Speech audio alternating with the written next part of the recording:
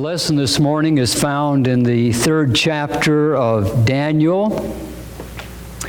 And as you see, it's another chapter out of the Babylon Survival Guide. And this chapter is about 3 Jews in Babylon. It's an amazing story. It's a standalone story. You could take this 3rd chapter out of Daniel and put it somewhere else, and it wouldn't make any difference. It's a standalone story. We're studying about Daniel and his survival in Babylon and what he did. And the narrative changes to a story about 3 other young Hebrew men and their adventure in Babylon. And then when we're through with their story, we go back to Daniel and Nebuchadnezzar. It's an amazing thing. These 3 young men were given Babylonian names. Hananiah was called Shadrach, and Mishael was called Meshach, and Azariah was called Abednego. The Babylonians like to rename the people that they assimilated into their culture so that they could make Babylonians out of them. They would rather these young Hebrew men forget all about their Jewishness and become Babylonians. And so they went so far as to even change their name. Daniel can't be left out of their story altogether, because the fact that we have this story of Shadrach, Meshach, and Abednego is because of some advice that Daniel gave to King Nebuchadnezzar. He told the king that these 3 men ought to be promoted. And so in the last part of chapter 2, verse 49, we read that Daniel requested of the king. And he, that is the king, set Shadrach, Meshach, and Abednego over the affairs of the province of Babylon. And Daniel sat in the gate of the king. There's something that we need to tweak here. Babylon was a city, but Babylon was also a nation. Babylon, the nation, was historically called Babylonia. The capital city was Babylon. And here we find that Shadrach, Meshach, and Abednego were put in charge over the affairs of the province of Babylon. And Daniel remained in the king's palace, overseeing the affairs of state under the authority and with the authority of the king Nebuchadnezzar. And so that's where we find these young guys. From now on, I'm going to call them SMA. Rather than Shadrach, Meshach, and Abednego, when you see SMA, it's Shadrach, Meshach, and Abednego. Their story, which stands alone here in this 5th chapter of Daniel, consists of 5 parts. And really, every good story consists of these 5 parts. Now, these aren't the 5 parts you will see in traditional literature books or in traditional screenwriting books or bits of information on writing, but nonetheless, they are the 5 important elements of a story. And they are also important in the story of your life and in the story of my life. Because in our lives, we're going to have events very similar in some respects to that of SMA. We're going to have those stories in our life that tell about the time that our faith was tested. I'm going to show you in a moment, and it's already been read at the beginning of our worship this morning. I'm going to show you that faith, until it has been tested, is not real. Is not real. Until it is tested, it is simply a word. It is simply a claim. It is as much the real thing as fool's gold is real gold. It kind of looks like the real thing, but until it's been tested, until it's been proven, it is not real. And so God arranges that we should live in this world. That instead of being like the angels and spending all of our existence in heaven, we were put here on this planet. And we were put here on this planet so that we could undergo the test of faith. And it is that test of faith that makes us real and that provides for us the ultimate access to glory and the things of God. Now, their story has these 5 parts. It begins with a crisis.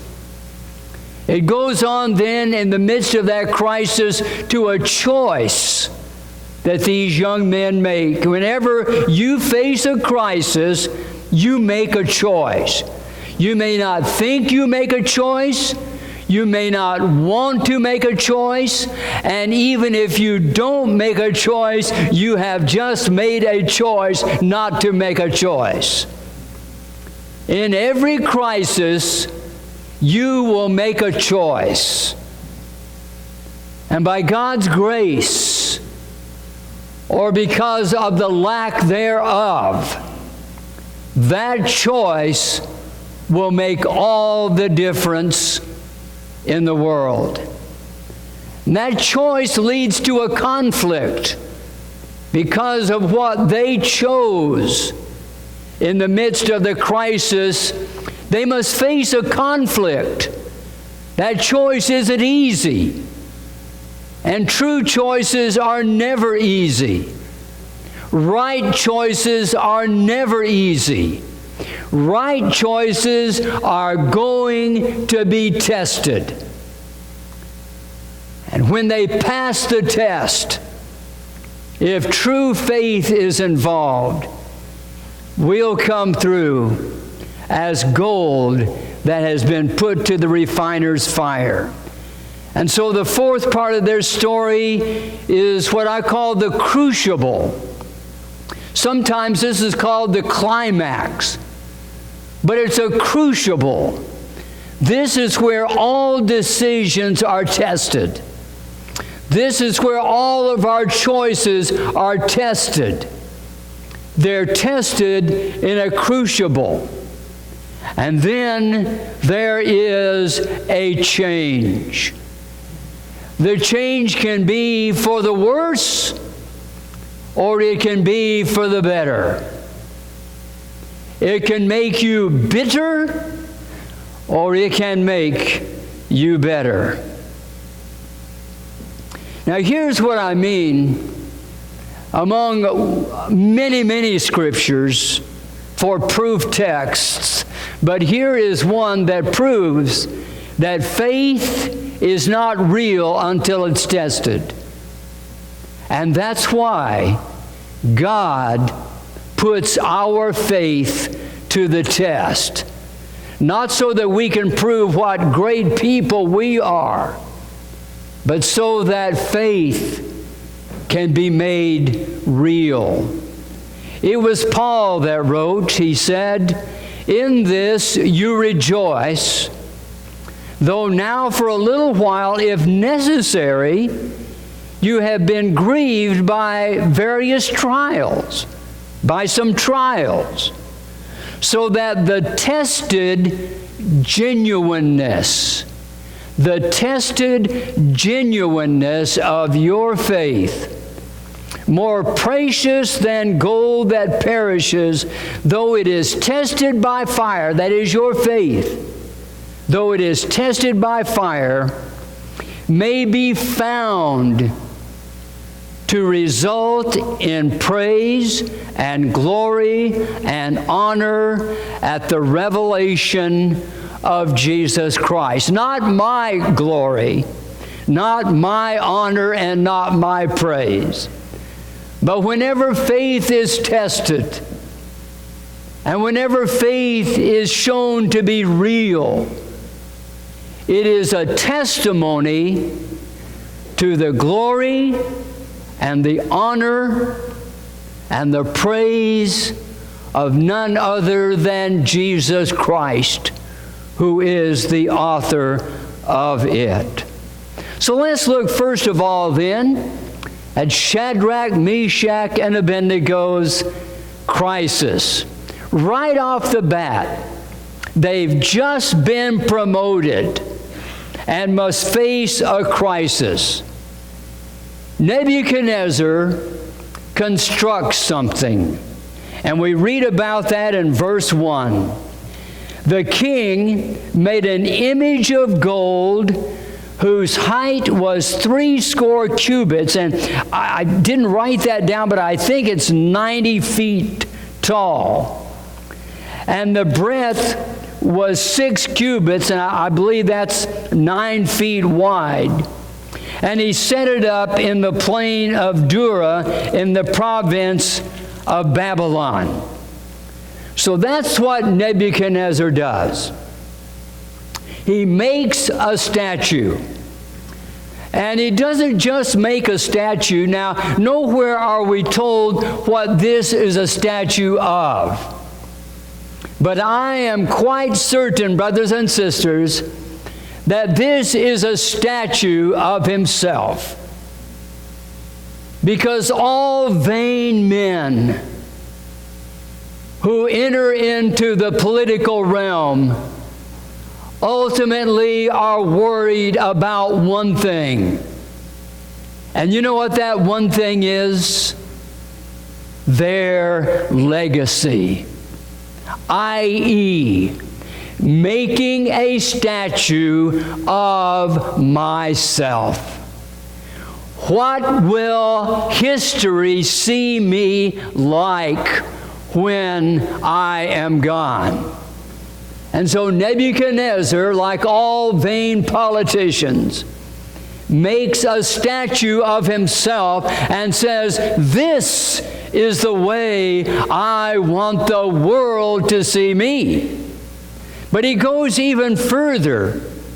He gives a command that not only must the world see his vain statue of gold, but that the world must worship it as well.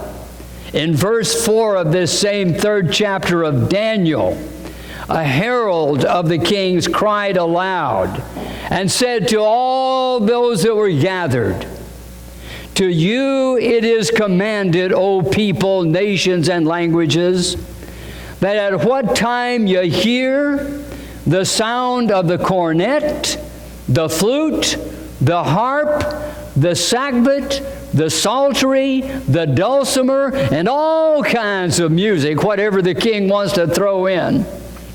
Sounds like some worship services falling under the contemporary genre. Whenever you hear this all kinds of music, you are to fall down and worship the golden image of Nebuchadnezzar that the king Nebuchadnezzar hath set up. And whoso falls not down and worships, the same hour shall be cast into the midst of a fiery furnace. Now, that is serious.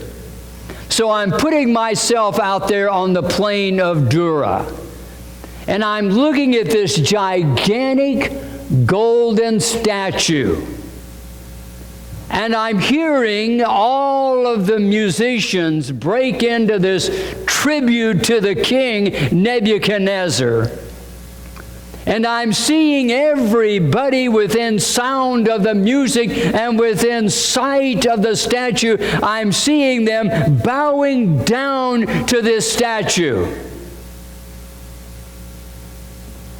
And it's going over in my mind that anyone that doesn't join them is going to be cast in to a fiery furnace.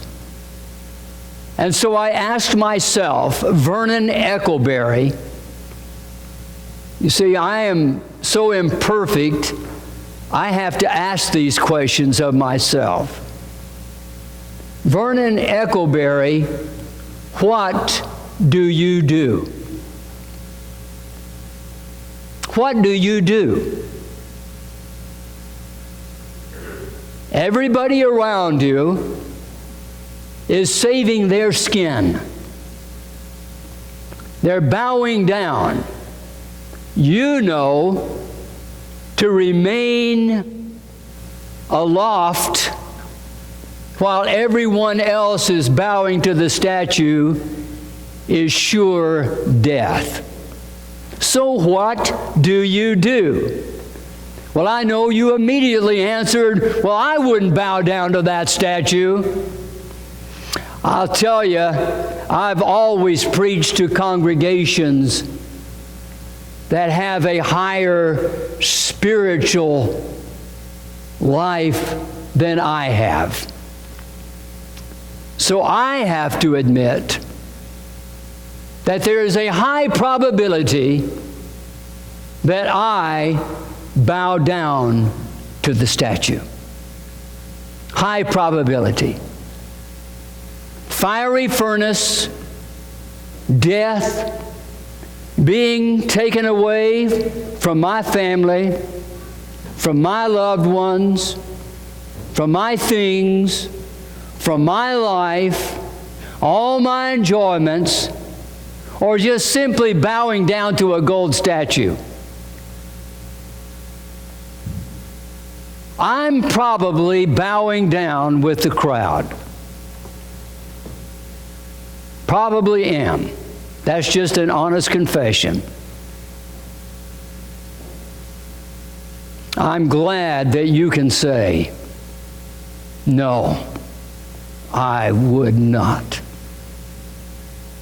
I know that my God would not have me to do such a thing. There is only one to be worshiped.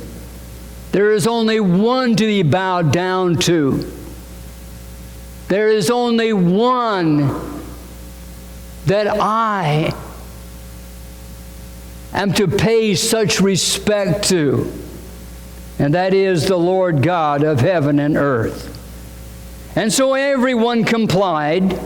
Therefore, verse 7 says, at that time, when all the people heard the sound of the cornet, flute, harp, sackbut, psaltery, and all kinds of music, all the people, the nations, and the languages, and Vernon Eckleberry fell down and worshiped the golden image that Nebuchadnezzar the king had set up. Now you say, well, Pastor Eck, how do you know you would bow down? You can't know something like that until you face it. Well, I'm here to tell you, brothers and sisters, this morning I have faced it. Yeah, I've been there. I've been in front of the golden statue. I've been in front of that the world prefers more than its creator. I've stood before things that ask my obeisance, that ask for me to prefer it, to worship it, to bow down to it,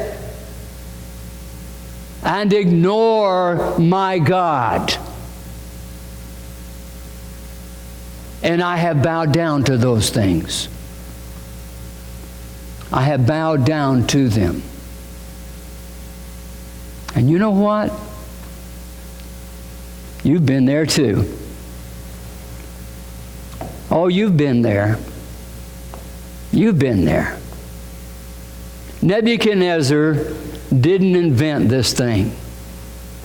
But you know what?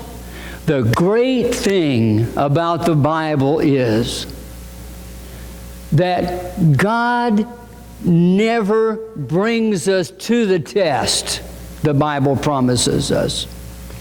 God never brings our faith to the fire. But what He doesn't also with it give us a way to pass the test. The test of faith by fire is kind of like those tests we used to have in algebra, where the answers were in the back of the book. There they were. There were the answers back there. All you had to do is turn back there, and there they were. And I always wonder why more people didn't do that in algebra, when they were doing their homework. Well, I always suspected that I'd be tricked and they probably had given us the wrong answer. But God's tests of faith always give us a way to pass. If the faith is real. And that's what He does with these young men, and that's what He does with you and me. And so these young men make a choice. They make a choice. As a matter of fact, their choice was made before the big statue thing. Their choice really had already been made in the little things, in those little statues of life. Already, their testimony, as we read it later in verse 17, when they are talking to Nebuchadnezzar, our God whom we serve. Already they are serving God. Already they have passed the little tests. Already their mind is made up. Already they know what they were going to do in the event a king put up a giant statue and required them to worship it. Their choice was, we will serve our God. Whenever they would have said, the idol of pleasure, I will not bow to it. I will bow to my God.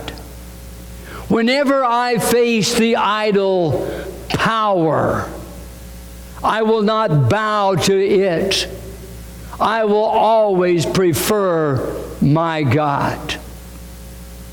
Whenever I'm faced with the idol possessions, I will not bow to them.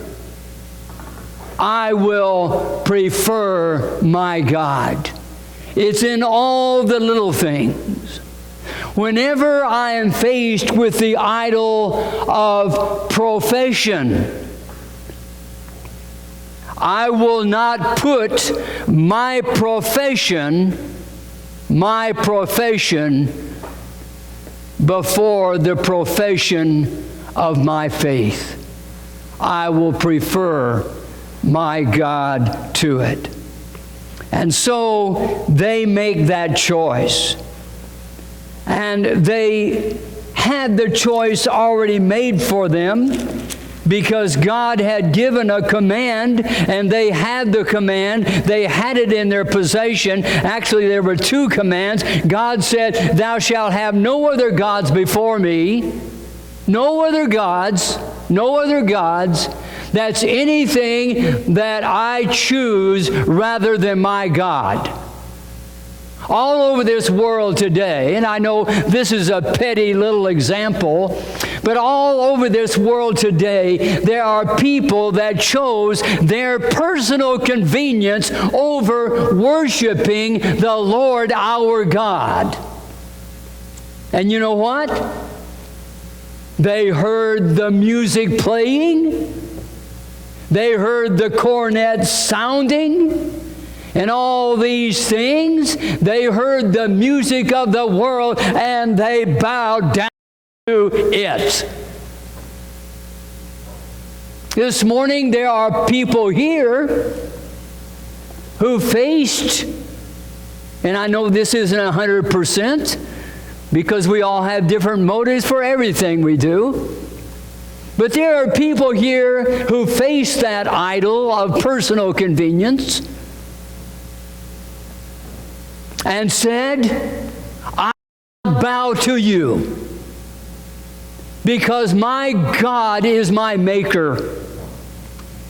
He is my Savior, and He is my sustainer. Who have I but Thee? To whom else shall I go? For He has the words of life." And so then, at some personal inconvenience, you made a choice.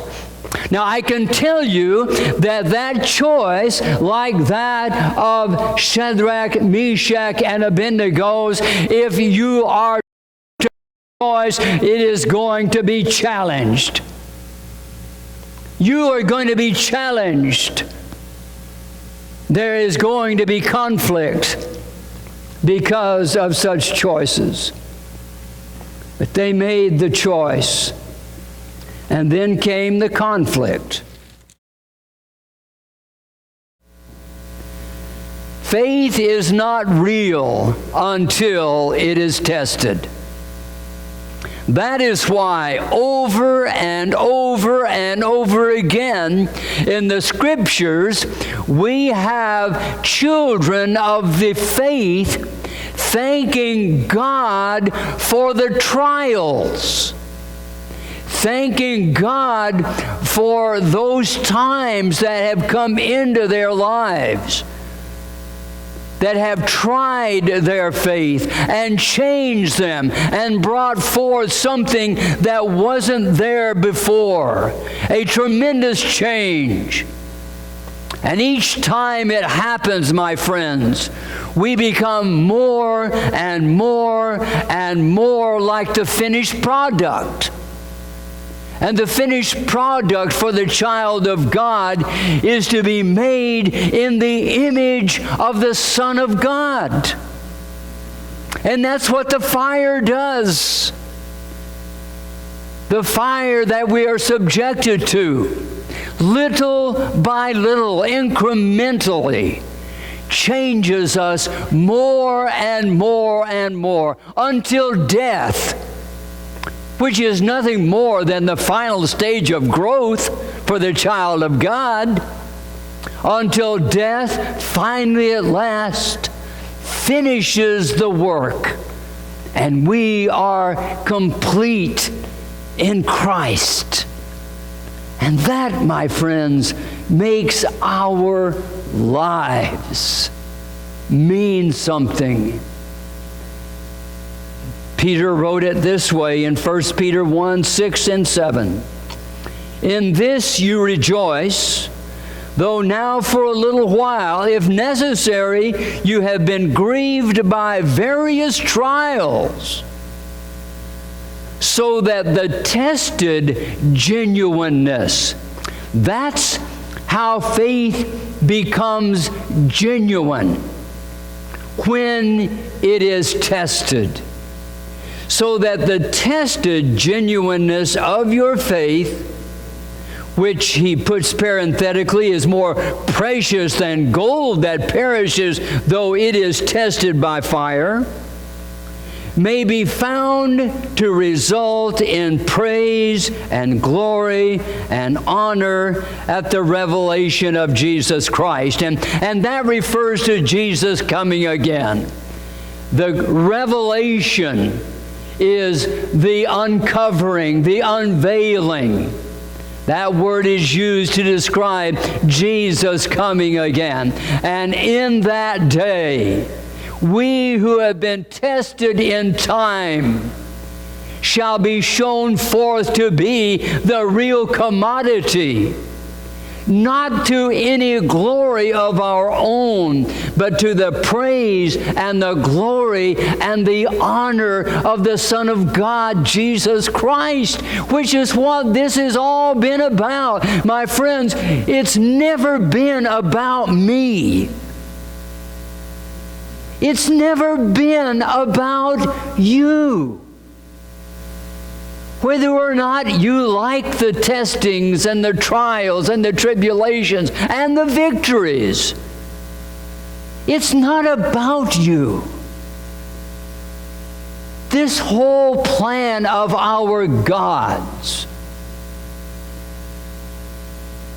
was developed to the end that for an eternity, the Son, Jesus Christ, should be honored and praised and glorified by a people made fit for that eternal and glorious task. The crisis of your life won't always take the form, probably never will take the form of a gigantic statue being built and you being commanded to bow down to the worship when you hear and worship it when you hear the instruments playing, or else you'll be sent into the flames. You're probably not going to be tested in just that way. But this testing comes in all different forms and fashions. And as I read to you in that 115th Psalm, idolatry, the idols that mortal man renders himself unto, come in all shapes and all sizes and all manner of events. Now, what we found out in our reading, and this is from this morning, is that pretty much everybody that was summoned to the occasion all complied with the king's command. Bow down and worship. Bow down to my idol when you hear the instruments play, or you will die. And I hope you ask yourself the question, and maybe spent a few minutes this afternoon with the question, where would I be in that group, in that crowd? Would I be the one standing while all the rest are prostrate on the ground.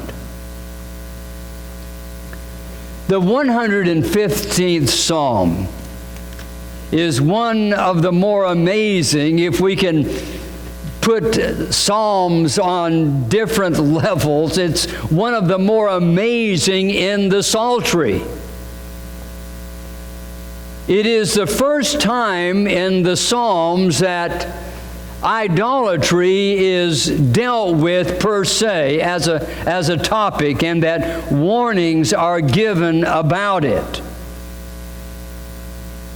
It's an amazing psalm because of the way it's been used through the years.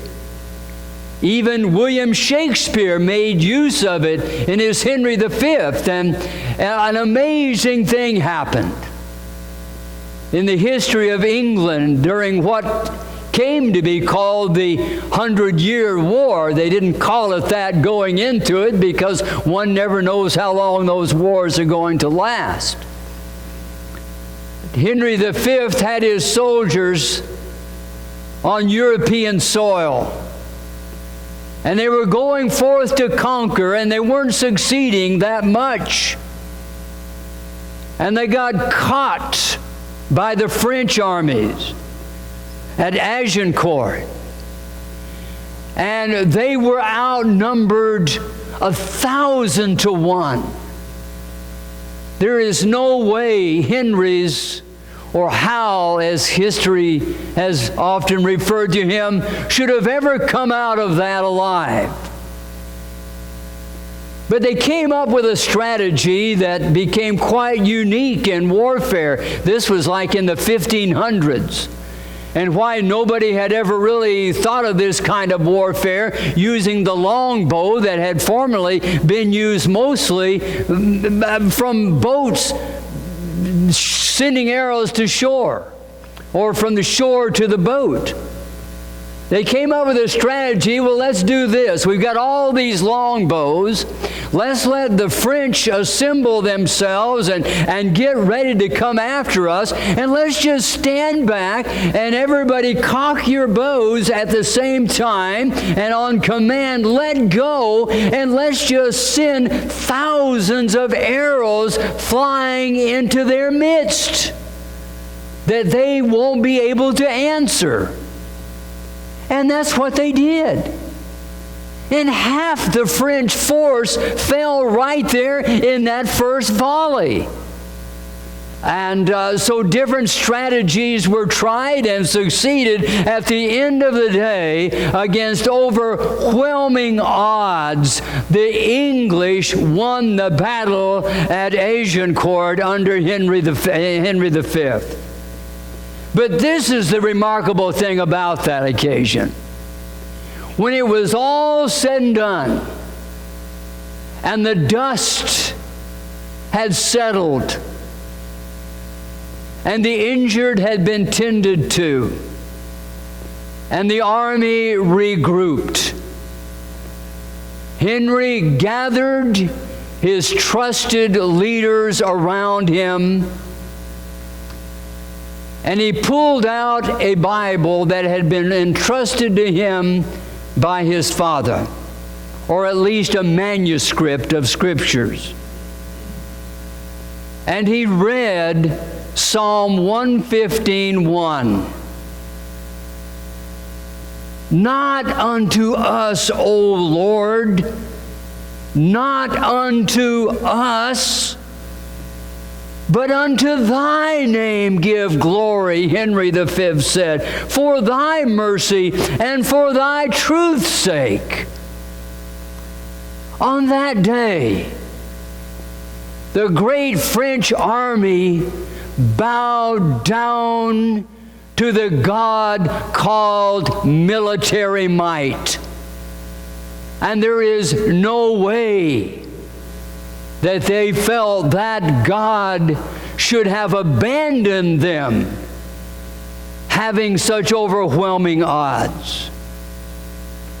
All Henry V had was this God of whom Psalm 115 writes.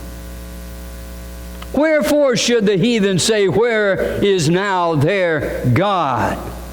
Our God is in the heavens. He hath done whatsoever he hath pleased. Now that's the God of Shadrach, Meshach, and Abednego. Those that bow down to the idols of pleasure, of possession, profession, power, even people, are always going to be, like the psalmist has it in that powerful 8th verse, they that make them, yes, even Nebuchadnezzar, they that make them become like them. Do you know Nebuchadnezzar became just as senseless and dumb as the idol that he had constructed out there on the plain? He would. And always, whatever idols we make up for ourselves and bow down to in life, those are the things we can become, and so often do become. This is a true story.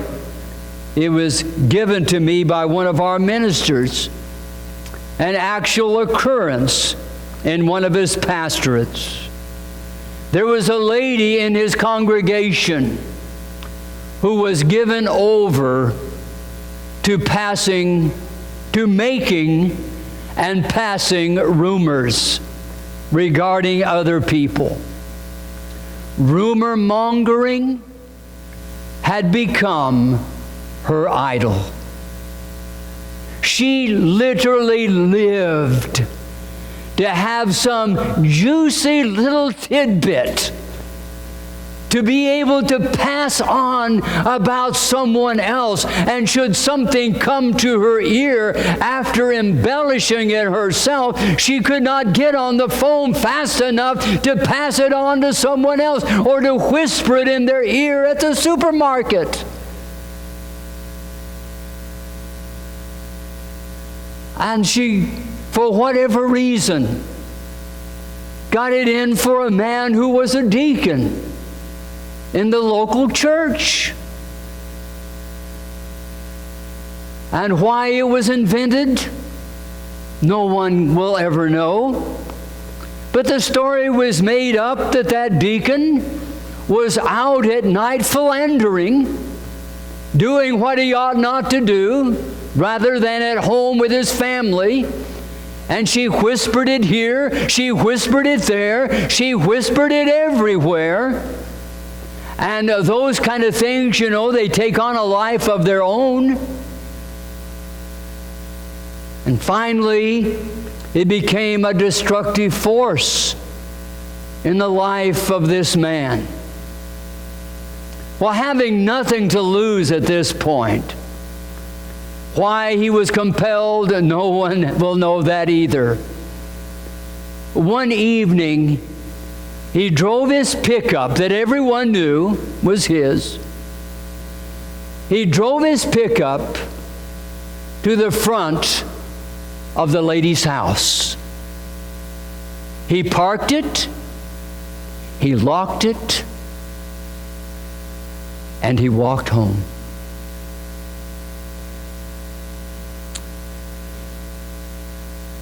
And every car that drove by that night, every car that drove by that night saw the pickup and drew their conclusions.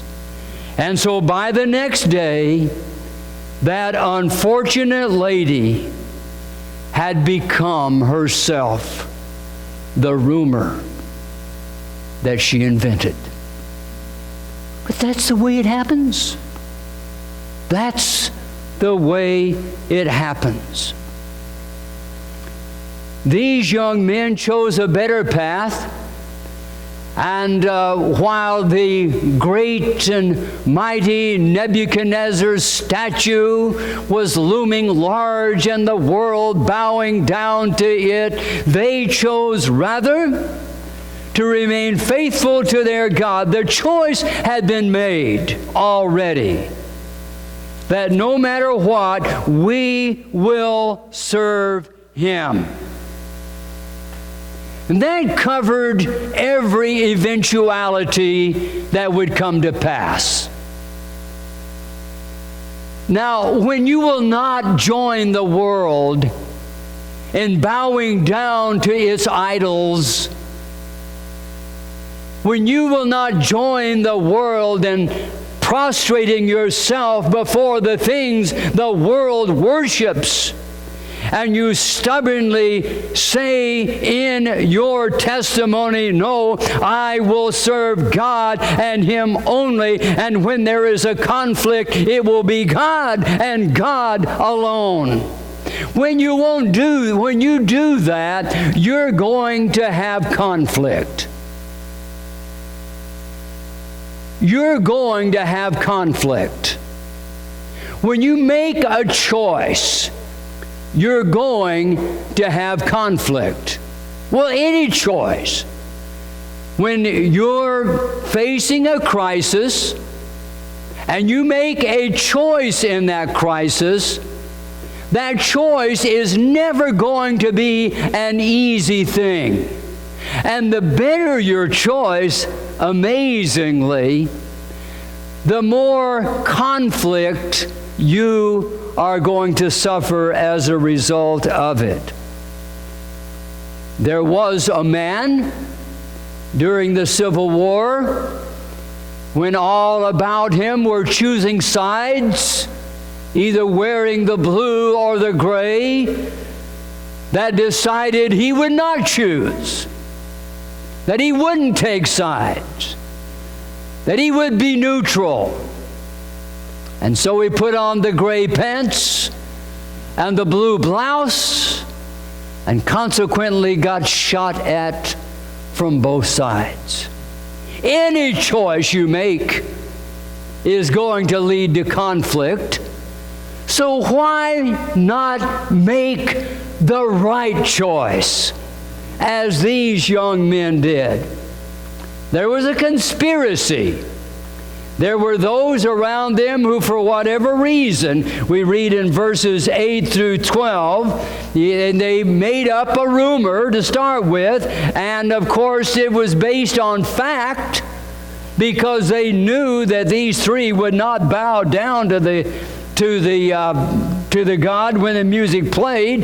And so whether they saw them or not, they took the king the story that this Shadrach, Meshach, and Abednego have not regarded thee, verse 12 says. They don't serve your gods, verse 12 says, and they don't worship the golden image which you've set up.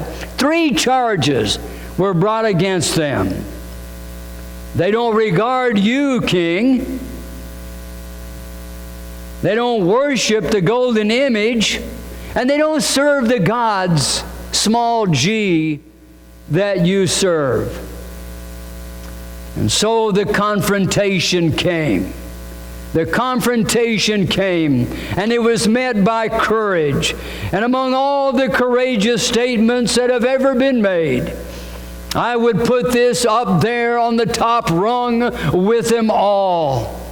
Oh, we could see Paul making a statement so similar. We could see Stephen also, Peter, and others. We could see men throughout history, Luther and others who had to take a stand for what they believed. And when the moment of truth came, they did not bend. And Shadrach, Meshach, and Abednego did not bend. And so the challenge went out from the king in verse 15. Who is that God that shall deliver you out of my hands? Who is a God that can save you from the fiery furnace? Well, that's a good question. because Nebuchadnezzar knew his fiery furnace. This wouldn't have been the first life to have been lost to the fiery furnace. And I'll tell you, when you make a decision for God and the odds look strong against you, no way of surviving the trial may be self-evident. Who is the God that can see you through this? Remember this answer of Shadrach, Meshach, and Abednego's: as long as you live. Oh, Nebuchadnezzar, we're not careful. That is, we're not mincing words. We're not inventing things. We're not trying to make our way easier when we answer you this way. And this was their answer: if it be so, our God whom we serve is able to deliver us from the burning fiery furnace, and he will deliver us out of thine hand, O king. But that's only half of their testimony. Verse 18 is all that much more remarkable. But if not, these men said in unison, but if not, be it known unto thee, O king, that we will not serve thy gods, nor worship the golden image which thou hast set up. Well, there it is. That is a testimony of faith. Not knowing how he might do it, in my choosing not to bow down to this God of the world that has confronted me in the workplace, or in the place of recreation, or in the home, or wherever. Not knowing how God might deliver me if I take a firm stance for him. I know, however, that he can. But if not, not if he can't deliver me, but if he chooses not to deliver me, which has happened millions of times. 6 million Jews, a round number if you can round human lives into a number. 6 million Jews went to their death in the Nazi concentration camps, the death camps. Dr. Viktor Frankl witnessed so much and came through it with such strong faith. 6 million times the fires burned the poor, destroyed bodies of those people whose only sin was that they were Jews. Just like these 3 young men.